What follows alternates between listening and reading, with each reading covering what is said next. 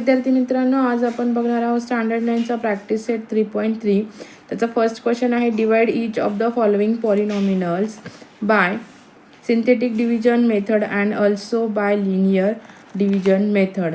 Right the question and the remainder. Okay, तर first example आहे, in bracket 2m² - 3m + 10 bracket complete divide by second ब्रॅकेटमध्ये आहे m-5.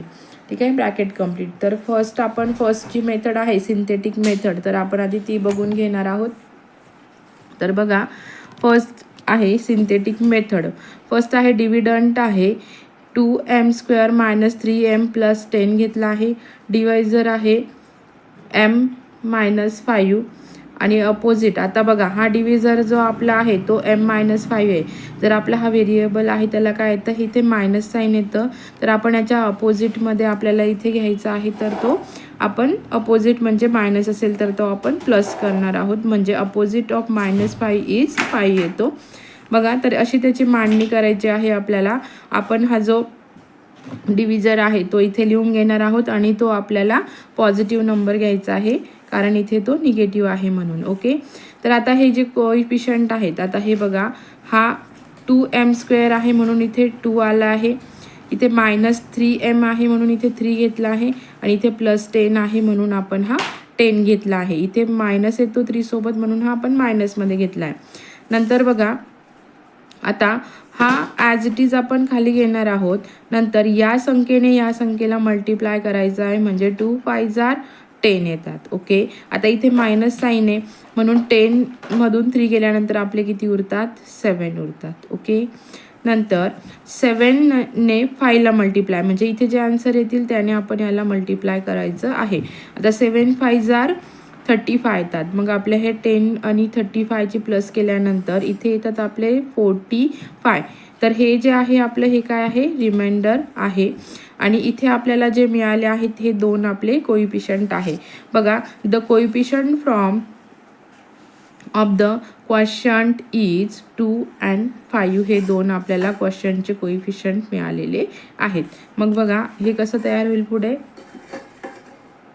Therefore quotient equals to 2m + 7. बघा, second method आहे linear method. आता linear मेथडमध्ये आपल्याला दिलेलं पॉलिनॉमिनल आहे 2m² - 3m + 10 घेतलेलं आहे.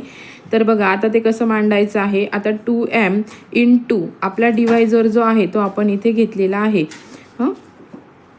म्हणजे या 2mने या mला मल्टिप्लाय केलं तर इथे 2m² येतो. ओके, म्हणून हा m याच्या मल्टिप्लिकेशनला येतो आणि m आपला डिवायझर असल्यामुळे म्हणून इथे -5 हा पण घेतलेला आहे. ठीक आहे, तर बघा, 2mने mला मल्टिप्लाय केल्यावर इथे 2m² येतो. ओके, आता 2mने या 5ला मल्टिप्लाय केल्यानंतर इथे येतात आपले 10m. ही स्टेप मी डायरेक्ट घेतलेली आहे. ओके, आणि आपलं जे मेन पॉलिनॉमिनल आहे ते इथे पुढे राईट करून घेतलं आहे, -3m + 10. ओके, बघा, आता 2m in bracket m-5 plus, आता 10mमधून 3m गेल्यावर इथे 7m येतात +10. ओके, परत आता इथे 2m इन ब्रॅकेट m-5 + 7. आता इथे पण आपण काय केलं आहे, डिव्हिजर जो आहे m आपला तो काय आहे, तो m-5. म्हणजे mची व्हॅल्यू -5 येते म्हणून आपण ती ॲड करून घेतली आहे. प्लस आपला जे वरती आलेला आहे आन्सर कोइफिशियंट ते 35 + 10 घेतले आहेत. आता 35 कसं येतात, 7 × 5 केल्यानंतर आपलं आन्सर 35 येतं. ओके, आणि +10 हे जे कॉन्स्टंट व्हॅल्यू आहे ती आपण घेतलेली आहे. आले लक्षात. आता equals to 2m in bracket m-5 bracket complete +7 in bracket m-5 bracket complete. या दोघांची टोटल करून आपल्याला आन्सर येतं 45. ठीक आहे, बघा, मग आता ह्या दोघांमधून आपण हा इन ब्रॅकेट m-5 हा घेतला आहे एका ठिकाणी, दोघांमधून एक कॉमन घेतला आहे आणि 2m + 7 हे आपण एक इक्वेशन करून घेतलं आहे +45. हे आपलं आन्सर असणार आहे. आता बघा, याच्यामध्ये क्वेश्चन जे आहे आपले ते येतात 2m + 7. म्हणजे इथे आपल्याला हे क्वेश्चन आपल्याला मिळालेले आहेत. डिव्हिजर आपला हा साईडला निघालेला आहे m-5. ओके, आणि रिमाइंडर हा आपला साईडला आलेला आहे.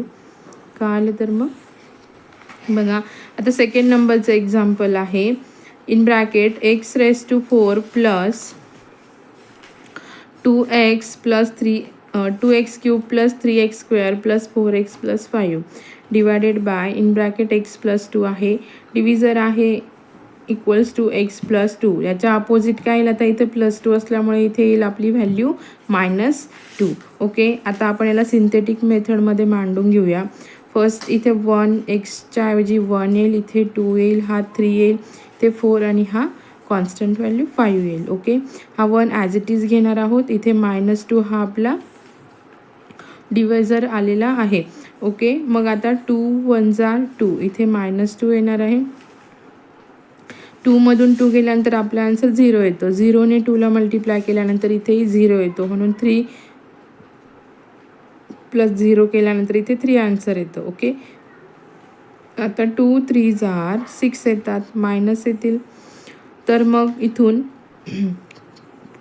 4 आणि इथे -6 या व्हॅल्यू आहे. -6मधून 4 गेल्यानंतर इथे -2 येतात. मोठ्या संख्येचं चिन्ह द्यावं लागणार आहे. ठीक आहे, आणि 4 प्लस 5 तर आपलं आन्सर 9 येतं. हे आपलं रिमाइंडर असणार आहे. ओके, कळलं इथे. मग आता याचे कोइफिशियंट्स आपल्याला काय मिळाले, 1 0 3 अँड -2. हे बघा, the coefficient from the quotient is, त्याचं क्वॉशंटचे कोइफिशियंट काय आले in bracket 0 1 0 3 and -2. Therefore quotient, आता आपण याचं इक्वेशन तयार करूया. x³ plus 3x -2. ओके, याचं आपण हे पॉलिनॉमिनल बनवून घेतलं आहे. रिमाइंडर आपले 9 आलेलं आहे. बघा आता याची लिनियर मेथड काय ते बघा. x⁴ plus 2x³ plus 3x² plus 4x plus 5 हे आपलं पॉलिनॉमिनल आहे. आता आपल्याला याच्या जे बाजूला आहे ते आपलं डिवायझर घ्यायचं आहे. जसं आपण वरील एक्झाम्पलमध्ये बघितलं, x³ into in bracket x plus 2 bracket complete -2x³ plus 2x³. आता इथे 2x³ काय आला, x³ in bracket x plus 2 bracket complete plus इथे येणार आहे 3x. ओके, हे मायनस प्लसचे हे दोघं कट होऊन जातील.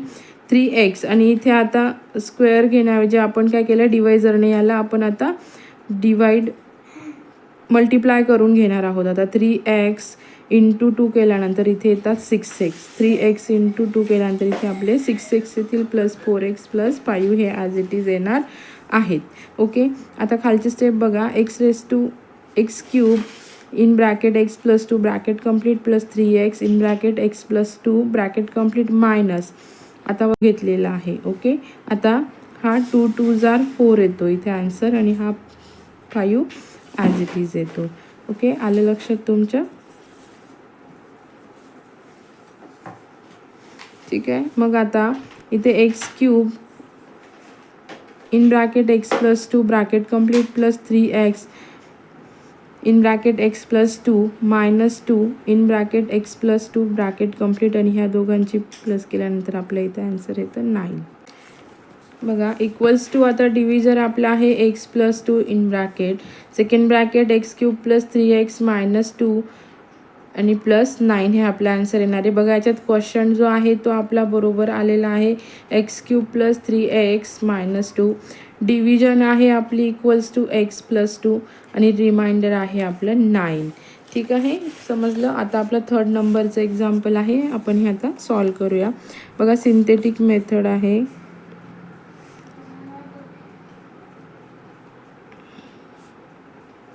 Division equals to divisor equals to y -6 आहे. याच्या अपोजिट येणार आहे +6 येणार आहे. 6 इज -6 घेणार आहोत आपण. ओके, तर बघा त्याची मांडणी कशी करायची आहे आता आपल्याला अशा पद्धतीने. ते 6 येणार आहे. आपले कोइफिशियंट इथे 1, इथे 0 0 आणि -216 घेणार आहोत. ओके, आता 1 हा ॲज इट इज येईल. आता इथे 6 1 जार 6 येणार आहे. हा 0 इथे ॲज इट इज येईल. आता 6 6 जार 36 येईल. इथे पण 36 ॲज इट इज येतील. आणि इथे 6 इंटू 36 केल्यानंतर इथे येतात 116. आता मायनस प्लस इथे आपला आन्सर येणार आहे 0. हे असणार आहे आपलं रिमाइंडर. ओके, आता याचे कोइफिशियंट काय येणार आहेत आपण इथे घेऊया. तर coefficient form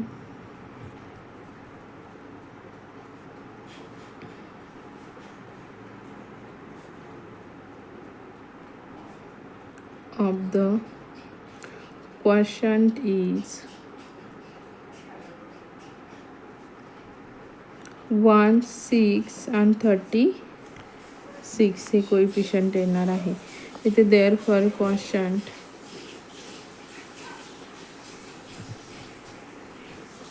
y² + 6y + 36 reminder आहे आपलं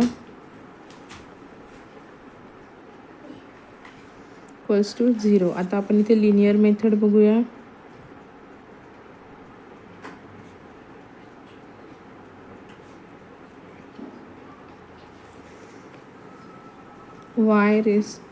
y³ मायनस 216 इक्वल्स टू बघा आता y² डिव्हिजर आहे आपला y-6 प्लस इथे आता y² 6ला मल्टिप्लाय केल्यावर इथे 6y² - 216 हे येणार आहे. ठीक आहे. पुढची स्टेप आहे y² y-6 plus 6y y-6. ठीक आहे. इथे येईल आपला आता 36y - 216. ओके, नेक्स्ट स्टेप आहे आपली y² y-6 plus 6y. Okay, ते येणार आहे y-6 प्लस 36y-6 प्लस 216 - 216. ठीक आहे. हे आपले रिमाइंडर इथे आपलं असं येणार आहे. आता याचा आन्सर आपलं 0 येणार आहे. खालच्या स्टेपला बघा इथे येईल y² ब्रॅकेट घेऊ प्लस आता हा 6y प्लस इथे आपली ही 36 येणार आहे हे. ठीक आहे. आणि इथे येणार आहे डिवायझर आपला y-6 आणि प्लस याचा आन्सर 0. म्हणजे हा आपला आलं क्वोशंट, हे डिवायझर आणि हे आपलं आलं रिमाइंडर. ओके, पण ते असं मांडून घेऊया y-6 y² plus 6y plus 36. ठीक आहे. मग इथे येईल देअरफॉर क्वोशंट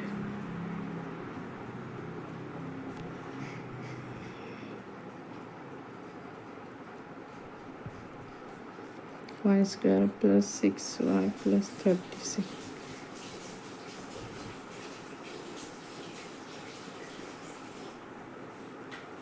ते रिमाइंडर आहे.